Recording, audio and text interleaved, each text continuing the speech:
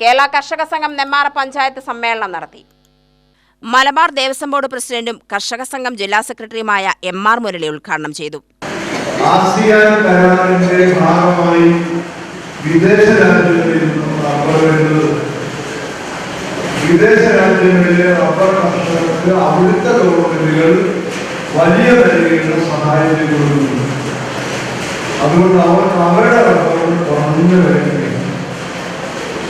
ആ വില കുറഞ്ഞ വില കിട്ടിയാൽ മതി. ആ റബ്ബർ ഇങ്ങോട്ടാണ് നമ്മൾ ചെയ്തു വരുന്നത്. നമ്മുടെ റബ്ബർ കർഷകരെ ഇവിടെ റബ്ബർ ഉത്പാദിപ്പിക്കാൻ വേണ്ടി വരുന്ന ഉത്പാദന ചെലവൊക്കെ കണക്കാക്കുമ്പോൾ റബ്ബർക്ക് മാന്യമായ വില കിട്ടണം. ആ മാന്യമായ വില കിട്ടണം എന്ന് പറഞ്ഞു നിൽക്കുന്ന നമ്മുടെ കർഷകരുടെ മുമ്പിലേക്കാണ് വിദേശ റബ്ബർ കുറഞ്ഞ വിലയ്ക്ക് വരുന്നത്. ഏത് റബ്ബറാണ് കൂടെ ചെലവാകുന്നത്?